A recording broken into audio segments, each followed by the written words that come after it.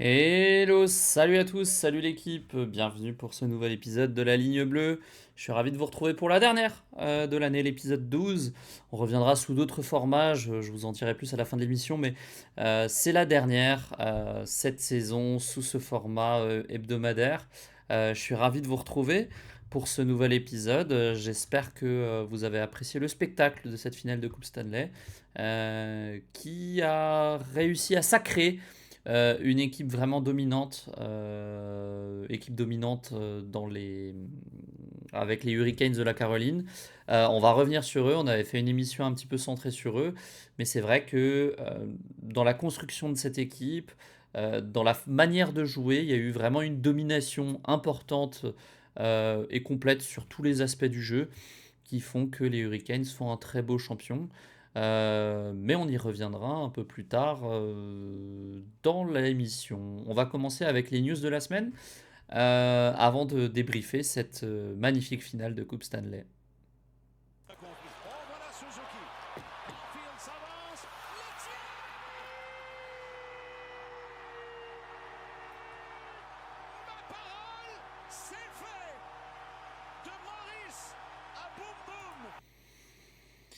Alors, cette semaine au programme, on a quelques signatures à souligner et surtout des signatures de joueurs proches de chez nous.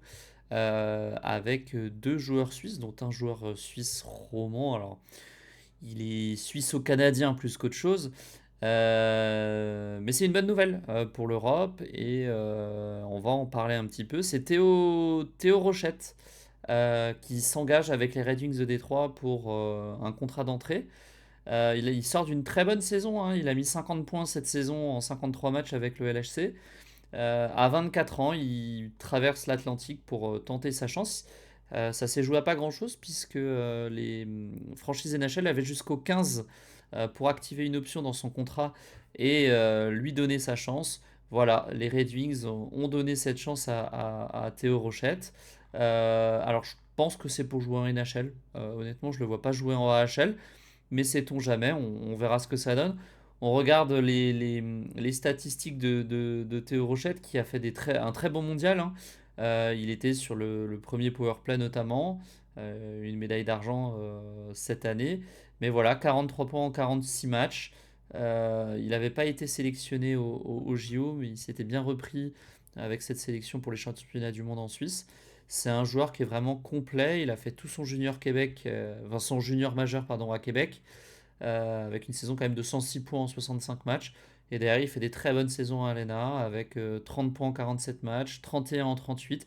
Et cette année, 43 en 46, 7 points en 7 matchs de playoff. Donc vraiment, il a le gabarit et puis le jeu pour, à mon avis, jouer en NHL. Donc ça c'est le premier joueur et puis la même journée on a appris que Attilo Biasca pardon, joueur de Fribourg qui a fait lui aussi une bonne saison, qui est un tout petit peu plus jeune que Théo Rochette, mais qui lui par contre a fait toute sa carrière en Suisse. Ah non pardon, je dis n'importe quoi, il a fait 2 saisons à la MGHQ. Mais voilà, il a signé avec Boston, une très bonne saison avec Gauthieron. 27 points en 45 matchs. C'est un peu moins que Théo Rochette, mais il avait un effectif peut-être plus de meilleur niveau, dirons-nous, avec les Jacob Delarose Co de Fribourg qui ont gagné le championnat. Et il a gagné le championnat, hein, avec Fribourg, donc bravo à lui. Ouais, c'est bizarre, ils n'ont pas mis qu'il avait gagné le championnat, mais en tout cas, il l'a bien gagné. Il a gagné le championnat cette saison. Ah si, voilà, il l'a. First time. Et il est vice-champion du monde aussi. Ouais, il était au championnat du monde cette saison. Effectivement, alors il était un rôle peut-être moins important, un attaquant pardon, avec un rôle un peu plus défensif, un gros gabarit. Euh, voilà, bien que ça, tank. Voilà, on a le descriptif. Mais en tout cas, c'est deux bonnes nouvelles pour la Suisse dans leur développement de leurs joueurs en NHL. L'autre nouvelle de cette semaine, c'est le trophée Hart qui est remis à Kucherov, pardon, je suis pas bien aligné. Nikita Kucherov, moi j'avais parié personnellement sur McKinnon. Voilà, la ligue a décidé que c'était Nikita Kucherov. Enfin, les journalistes, pardon, je crois que c'est les journalistes qui participent à cette élection. Néanmoins, Kucherov a fait une exceptionnelle saison.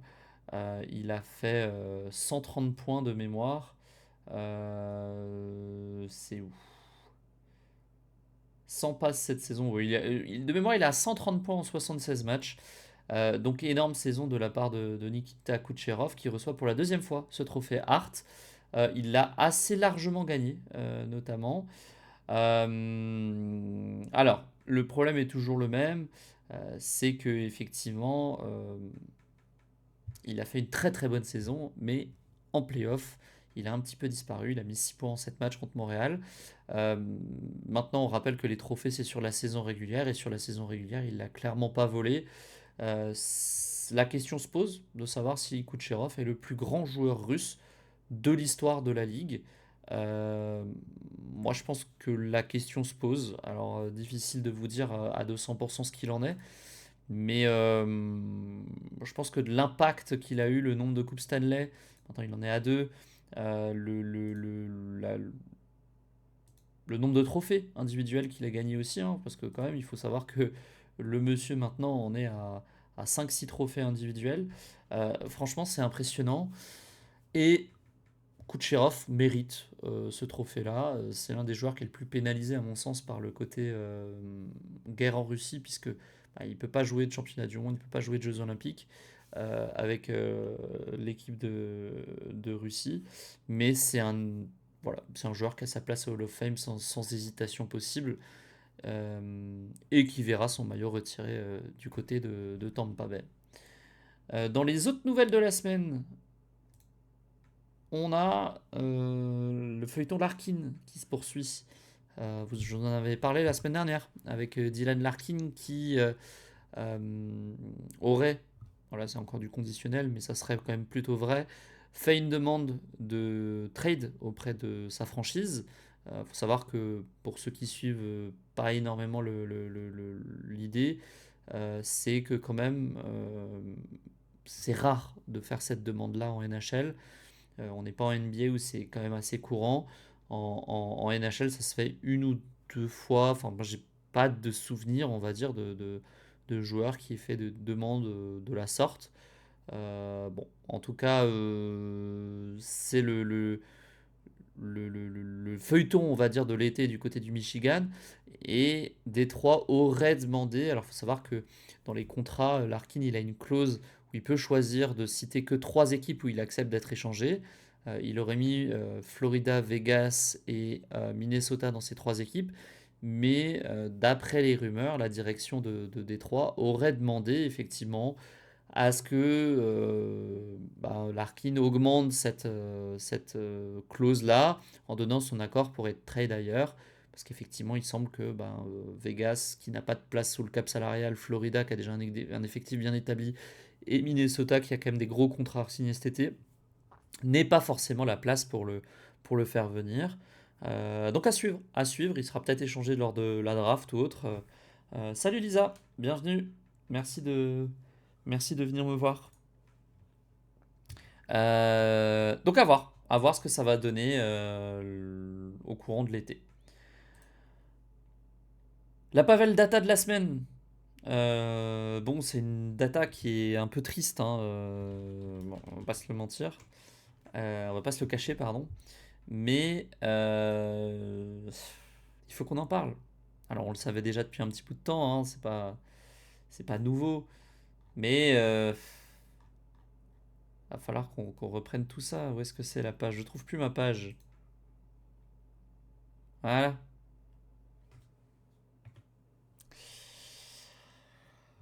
Ça fait maintenant 33 ans que le Canada n'a pas remporté une Coupe Stanley. 33e année, alors on le savait depuis la finale de Montréal, enfin de la défaite de Montréal en finale de conférence contre Carolina. Mais 33 ans, c'était Montréal qui avait gagné en 92-93 la dernière fois la Coupe Stanley. Euh, bon, c'est triste, on va pas se le cacher. Le Canada, ça reste, quoi qu'on en dise, le pays du hockey. Et voilà, ça fait 33 ans maintenant que aucune franchise canadienne n'a remporté la Coupe Stanley. On en a quand même une bonne pelletée aux US qui ont gagné, bah toutes, hein, 33. Je pourrais pas vous dire le nombre différent. Bon, on va compter ensemble. 1, 2, 3, 4, 5, 6, 7, 8, 9, 10, 11, euh, 12, 13, 14, 15, 16. Il y a eu 16 franchises qui ont eu le temps de gagner entre-temps. On rappelle qu'il y a 32 équipes, 16 sur 32 qui ont eu le temps de gagner. Bon, il serait peut-être temps pour les Canadiens de l'emporter, que ce soit avec Edmonton et Connor McDavid ou avec Montréal dans les saisons qui arrivent. Mais 33 ans, c'est long. C'est long pour un pays qui respire et vit ok, hein, clairement, ça fait peine à voir. Ça fait peine à voir. Dans les autres trophées de la semaine, on a, vous savez, les équipes de la semaine qui sont souvent, enfin les équipes de l'année qui sont souvent données. Et puis sur l'équipe de l'année dont je voulais vous partager, c'est l'équipe des rookies de la saison avec une sacrée line-up. Le seul peut-être qui est un petit peu en dessous, c'est Jimmy Snuggerud, mais qui a montré de très bonnes choses pour une première saison. Sacrée équipe, sacrée équipe. Nicky Chin, champion de la Coupe Stanley à sa première saison, sympathique. Matthew Sheffer qui a remporté le Calder. Demidov qui a été impressionnant du côté de Montréal. Seneke qui est un buteur en devenir et qui va sûrement gagner un jour le Rocket Richard. Et puis Jakub Dobeš, le mur de Montréal. Donc très très belle équipe, pas de surprise dans cette composition-là. Mais en tout cas, c'est très impressionnant et c'est 6 rookies qu'il va falloir suivre et qui, à mon avis, vont avoir une brillante carrière au sein de la NHL. Enfin, dernier point à souligner, j'en ai parlé un petit peu, enfin j'ai énoncé les derniers gagnants. On peut se rendre compte quand même que les 3 derniers gagnants de la Coupe Stanley sont des équipes de l'Est, des équipes de collées à la barrière atlantique, pas forcément dans des régions froides notamment. Donc il y a une domination de l'Est. Vegas n'est pas passé très loin, mais bon, sur les 3 dernières saisons, on a quand même des très nettes dominations, à mon sens en tout cas, des équipes de l'Est, même si la première finale entre Florida et Edmonton s'est jouée au 7e match. On a quand même cet écart qui se creuse un petit peu et qui, à mon sens, merci, je n'avais pas vu que tu avais mis sur la casquette. Euh, mais on a cet écart qui se creuse vraiment entre l'Est et l'Ouest. J'en avais parlé dans une des premières émissions où je disais que bah, la division Pacifique, notamment, avait énormément de mal. Au final, il y a quand même eu un membre de la division Pacifique qui est allé en finale en Vegas. Bon, pour autant, à mon sens, c'est un petit peu court dans tout ça. À voir, la saison prochaine me donnera sûrement tort. On va voir ce que ça donne. On va passer à la discussion de la semaine, ou en tout cas le sujet qui nous intéresse, avec bah, cette finale de la Coupe Stanley qui a rendu son verdict. C'est la discussion de la semaine.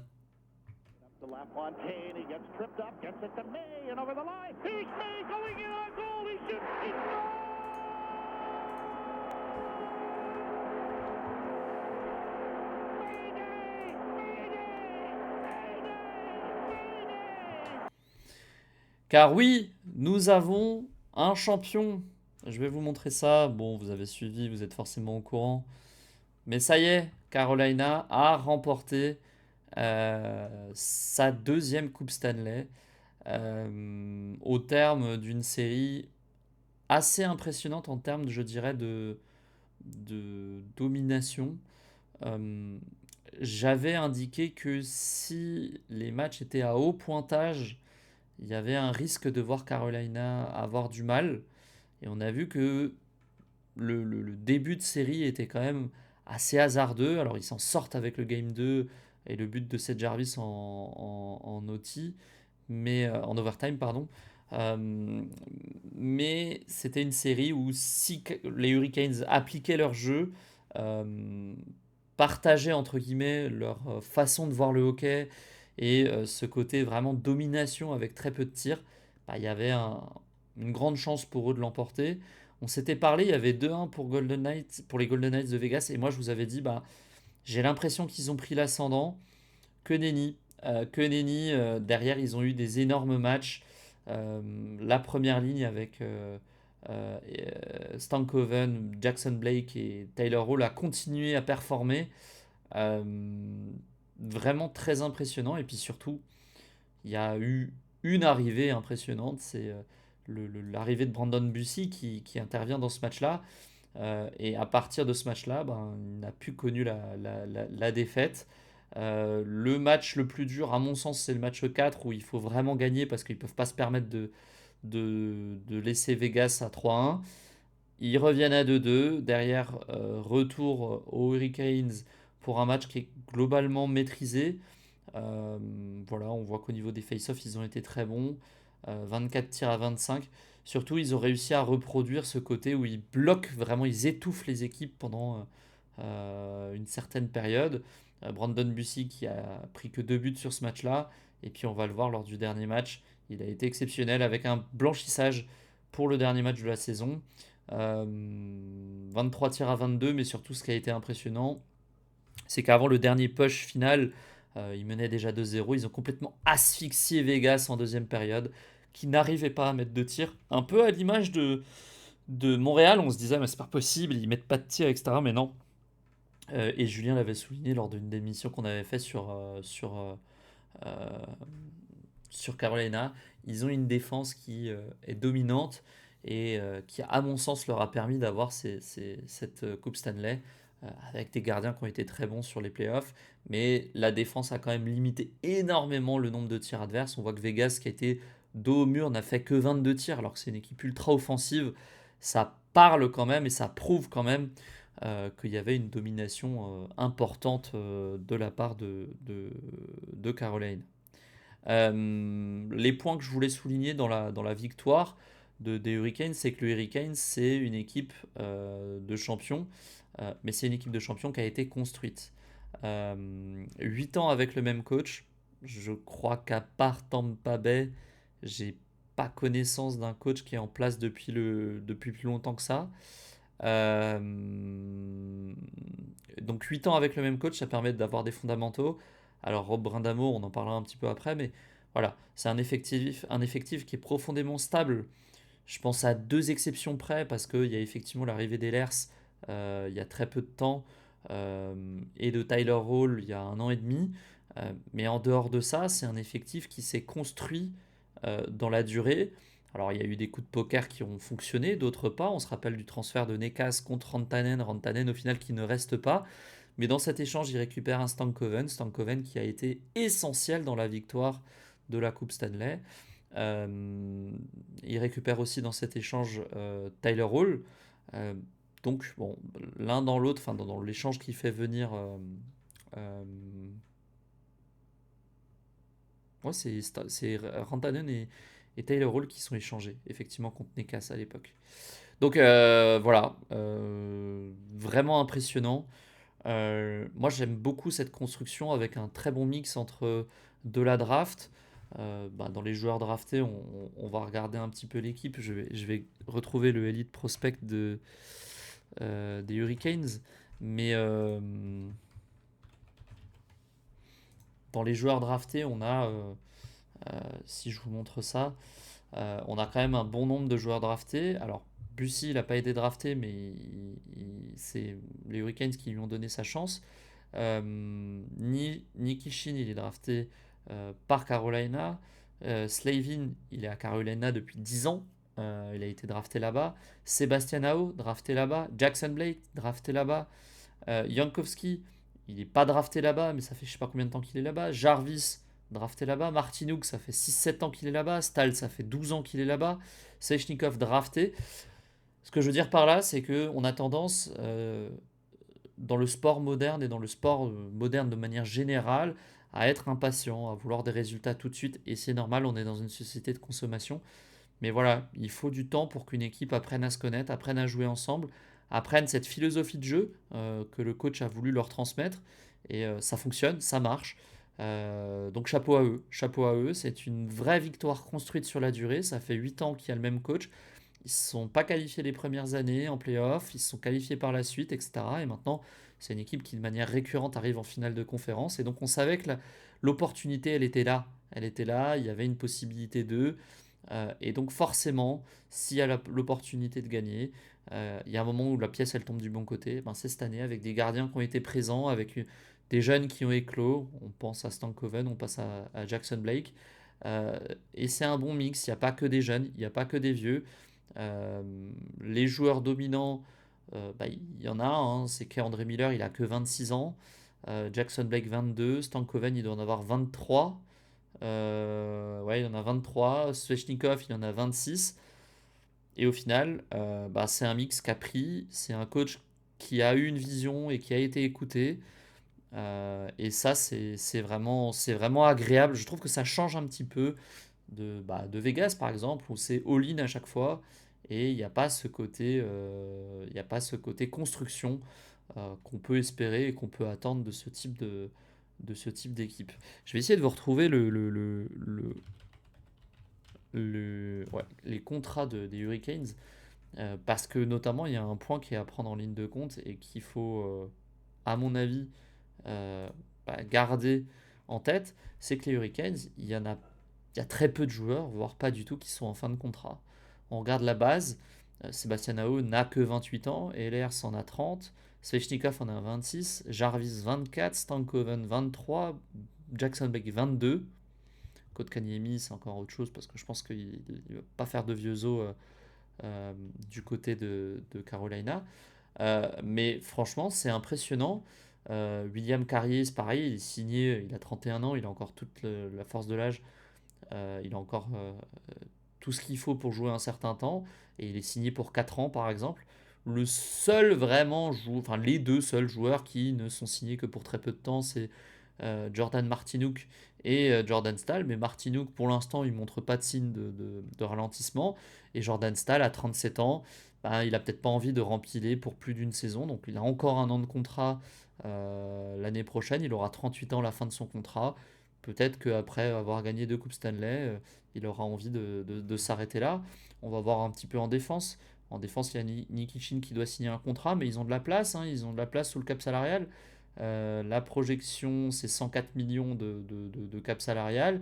Ils ont 11 millions de places pour l'année prochaine. Voilà, ils ont de quoi signer Nikishin. Je pense que Nikishin, c'est pas non plus un joueur qui va demander au-dessus de 3 millions. Un salaire aux alentours de 3 millions me paraît être totalement décent pour lui. Et puis Walker s'est signé, Slavin s'est signé pour encore une longue durée. Honnêtement, c'est impressionnant. On a vu notamment Slavin, on le voit pas forcément, mais il fait un travail défensif exceptionnel. Il a une portée de crosse qui est incroyable. Il y a une action notamment où je crois que c'est Jack Eichel qui arrive lancé en zone neutre.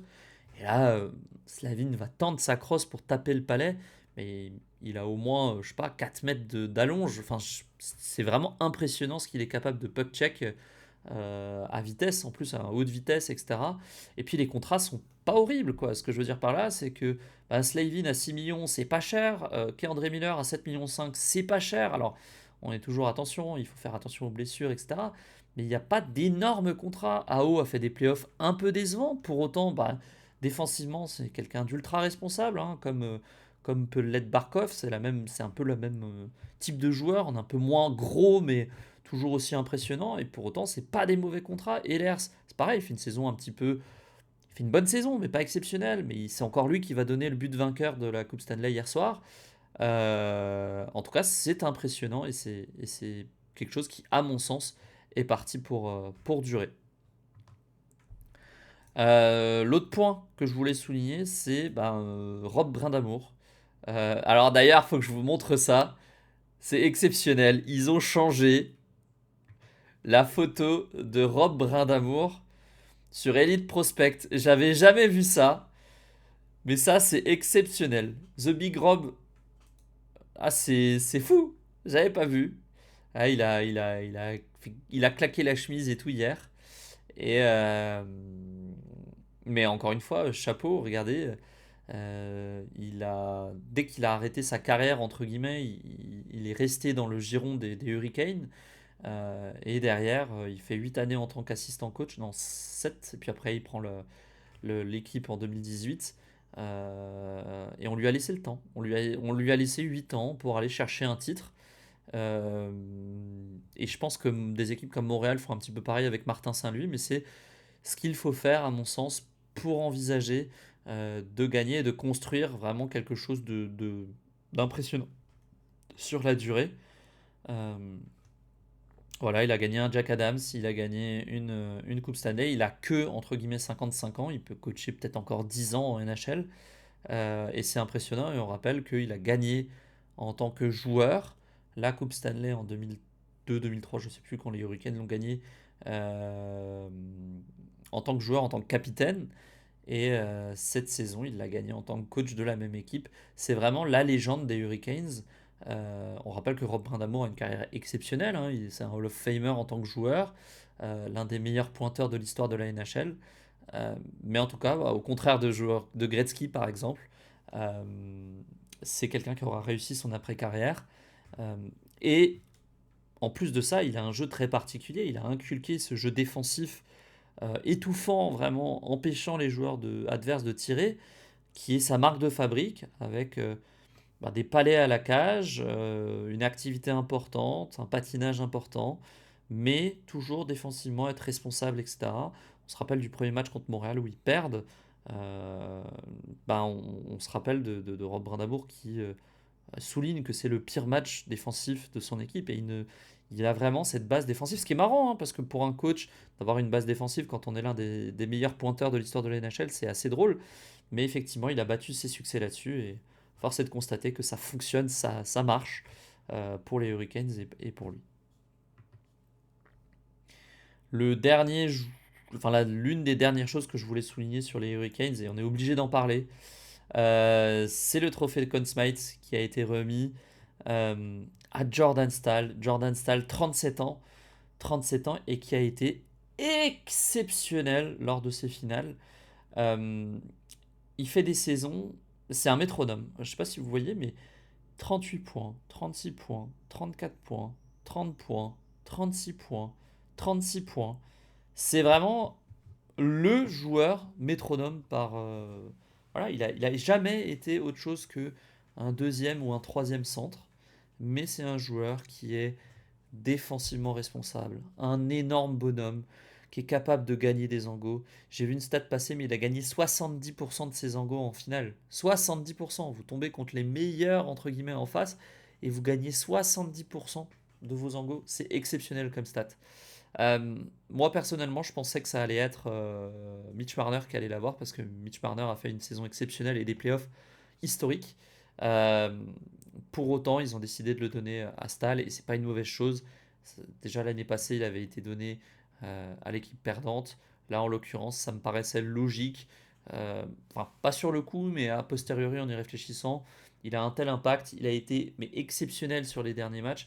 Je crois que sur les dernières rencontres, on le voit pas, mais je vais regarder où est-ce qu'on voit ça? Playoff. Si je clique là-dessus. Carolina. Oui. Là, je suis sûr qu'il a marqué le match précédent. On va aller voir. Il est où Stahl? Jordan Stahl. Sur ses derniers matchs, il va quand même mettre un but, deux buts, un but. C'est 5 buts sur les 5 derniers matchs en finale de la Coupe Stanley. C'est exceptionnel. Et puis on voit, regardez, il a un temps de jeu qui est pas énorme, enfin, qui n'est pas le plus gros temps de jeu, mais il est toujours présent. Et il est à plus de plus 1, 0, 0. C'est vraiment, moi ce qui me bluffe, c'est cette capacité à être présent et à entraîner l'équipe dans la bonne direction. Il semblerait en plus que c'est un super mec de, de- des retours qu'on peut voir en conférence de presse et en-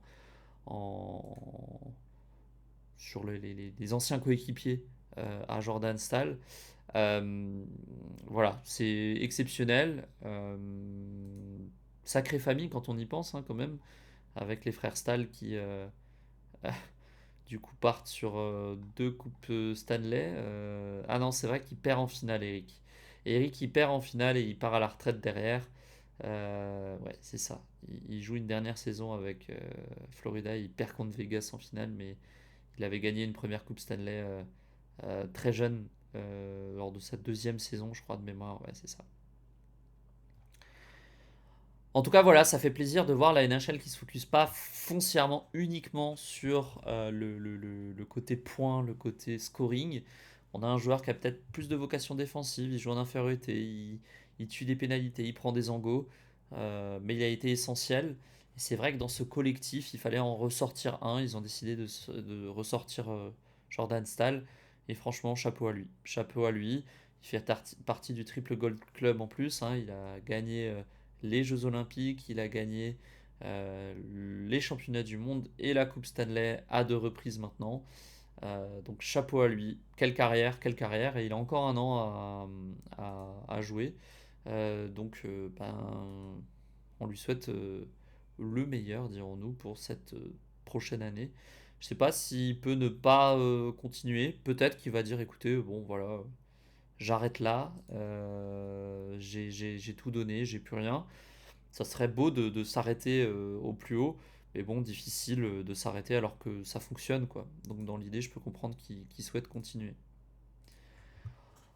On va maintenant parler un petit peu des Golden Knights parce que bah, les Golden Knights ils font pas voilà, ils font pas une mauvaise saison. Enfin, ils font une saison générale moyenne, mais ils font pas des mauvaises séries.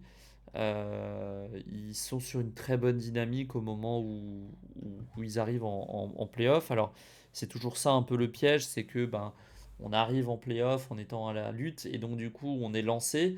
Tortorella arrive, il gagne 4-5 matchs en fin de saison, il se qualifie avec l'avantage du terrain. Et puis ça enchaîne. C'est un petit peu compliqué au premier tour contre Utah, mais ils arrivent à passer à l'expérience. Ils font la même chose contre Anaheim, où pareil, ils mettent un petit peu de temps à se mettre en route. Mais ils passent contre Anaheim aussi à l'expérience. Et puis au final, ils mettent 4-0 à Colorado qui, pour le coup, était clairement amoché. Et bon, ils en ont profité, c'est un bien grand mot, mais en tout cas, ils ont pu profiter de cet avantage-là pour aller plus loin. Euh, et comme dit, c'est impressionnant. Je vais voir si je peux aller sur Puckpedia. Oui, oui, c'est impressionnant. Alors, ils ont été assez critiqués. Voilà, on ne reviendra pas sur Carter Hart, etc. Le choix de faire venir, etc., etc. Pour autant, il faut se rendre compte que bah, l'équipe est quand même bien montée. Alors, c'est un modèle un petit peu différent de ce qu'on peut connaître avec Carolina, où bah, là, il n'y a pas de joueurs draftés par Vegas. C'est que des joueurs amenés via trade ou via la free agency. Mais ça fonctionne, ça marche. Difficile de leur jeter la pierre du coup dans ce sens-là, étant donné que ça fonctionne. C'est une équipe qui est très expérimentée. Ils ont tous entre 28 et 30 et quelques. Donc c'est une équipe qui, à mon sens, ne va pas disparaître dès l'année prochaine. Mais il y a des décisions à prendre. On sait qu'il y a des très bons contrats. Le contrat de Brett Howden, c'est un miracle ce contrat-là. Il a que 28 ans. Euh, Marner, c'est un bon contrat. Eichel, c'est un bon contrat. Mark Stone, est-ce qu'ils vont le garder? Moi, je pense qu'ils vont essayer de trade Mark Stone l'année prochaine pour se garder un peu de place. On sait que Mark Stone est souvent blessé. C'est un très bon joueur, mais je pense que voilà. Le contrat d'Hertel est un petit peu lourd. C'est potentiellement la dernière année de William Karlsson. Il faut signer un contrat pour Dorofeyev. Il va falloir trouver de la place. Dorofeyev, c'est un futur contrat à 8 millions minimum, hein, je pense, hein, pour un buteur de sa trempe. Là où Barbachev a peut-être signé un peu tôt. Dorofeyev, il a clairement 8 millions sous le cap. Voilà, l'équipe est pas mal construite, mais on sent que bah là, c'est pareil. Rasmus Anderson, je pense pas qu'il va rester. Jérémy Lauzon, je suis pas sûr. Ben Otton, pareil. Shea Theodore et Noah Neffin, c'est très bon. McNabb, c'est très bon. Pour autant, c'est moins mon type de construction, en tout cas comme équipe. Je dirais que c'est un run où ils ont eu un peu de chance parce qu'ils arrivaient dans une bonne dynamique. Ils sont tombés contre deux équipes très jeunes qui, à mon avis, vont pas leur servir la même sauce l'année prochaine. Et puis Colorado, après, en finale, qui était complètement rincé. Mais voilà, on a vu qu'une adversité un peu plus importante avec une équipe établie, avec des vétérans et des joueurs en santé, leur a quand même a réussi, on va dire, à prendre le dessus au fur et à mesure de la série. Euh, mais néanmoins, il faut que souligner le fait que fin mars, on ne savait pas s'ils allaient en série, et puis au final, ils perdent en finale. Donc c'est quand même impressionnant. C'est la troisième du coup finale de Vegas pour 2 défaites, une victoire. La sauce prend, hein, voilà, c'est une franchise qui n'a pas 10 ans. Ils ont fait 3 finales. Donc difficile de dire que le modèle économique ne fonctionne pas. Alors il y a toujours des interrogations. Voilà, Pietrangelo qui est sur injury reserve. Bon, voilà, on connaît le injury reserve de Pietrangelo qui ne peut plus jouer. Après, c'est des joueurs qui ont 36 ans, mais voilà, il y aura peut-être des sanctions dans le futur pour les contrats qui seront entre guillemets banalisés et passés en dessous du cap avec ces injury reserves. Mais voilà, c'est peut-être la fin d'une époque. On sait que Carlson n'a plus qu'1 an de contrat. Est-ce qu'il va rester? Il a une modified no trade clause, mais il y a quand même 10 teams qui peuvent aller le chercher. Riley Smith est en fin de contrat. C'était le dernier membre avec Marchessault, Smith et Carlson. C'était la ligne qui avait fait ce miracle run dans la première saison de Vegas. Euh, voilà, voilà, en tout cas, Tortorella en sort renforcé, bien évidemment, malgré ses frasques. Il prouve que c'est un bon entraîneur et il faudra compter, à mon sens, sur Vegas l'année prochaine à nouveau pour la victoire finale, à minima pour dominer euh, la conférence Ouest. Bonsoir, Kuzui. Bienvenue, bienvenue dans cette émission. Euh, Voilà en tout cas sur ce qu'on pouvait dire sur la finale de la Coupe Stanley. Je vais vous parler un petit peu aussi de ce qu'on va faire dans les prochains jours, dans les prochaines semaines pour la ligne bleue. La saison s'arrête. On va faire peut-être une émission exceptionnelle sur la draft qui arrive de mémoire dans 10 jours, dans 9 jours. Je pense qu'on en fera une soit avant, soit après. J'ai pas encore décidé pour essayer de voir les profils qui sont intéressants. C'est à mon avis une très grosse draft cette saison, donc il y a beaucoup de choses à dire. Il y a des joueurs très intéressants, notamment européens, donc c'est vrai que c'est mon côté un peu européen qui va parler, mais ces joueurs-là, à mon sens, ont vraiment quelque chose à apporter dès l'année prochaine en NHL. Il y a des questions à se poser sur qui va prendre qui, etc. Et puis on fera aussi une autre émission sur les agents libres. Alors je ne sais pas encore sous quel format parce que c'est pas la meilleure année en termes d'agents libres, on va pas se mentir, il n'y a que deux trois grosses cibles, il n'y a pas non plus des dizaines de grosses cibles. Mais voilà, on fera une petite émission là-dessus, ça sera peut-être plus une capsule que je vous délivrerai sur YouTube. Et puis le gros projet de l'été, c'est que je vais vous proposer des vidéos de 3 minutes, enfin sur chaque franchise, on va faire le point sur les 32 franchises avec voilà, qu'est-ce qu'ils ont fait cet été, qu'est-ce que ça donne, quels sont leurs mouvements cet été, comment va s'organiser l'équipe et qu'est-ce qu'on peut attendre de ces équipes pour l'année prochaine. On commencera par les plus mauvaises pour finir par enfin celles qui ont le mieux performé en playoff. Donc on commencera par Vancouver notamment.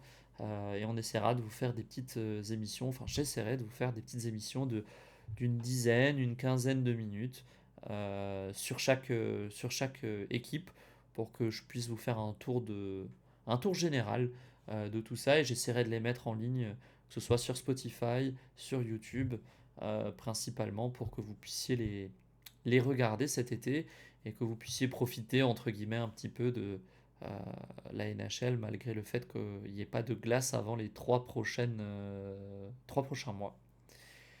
En tout cas, c'était un plaisir de vous présenter ces émissions pour cette première saison de la ligne bleue. Merci beaucoup à tous ceux qui nous ont suivis, à ceux qui viennent me parler en live, etc.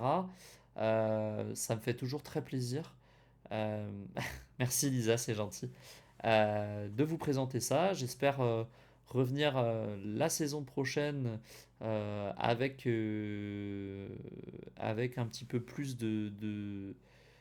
voilà, on va changer un petit peu la présentation, etc. pour essayer de faire quelque chose de plus intéressant pour tout le monde. Et puis voilà, je vous souhaite un très bon été et on se retrouve pour la draft dans une dizaine de jours.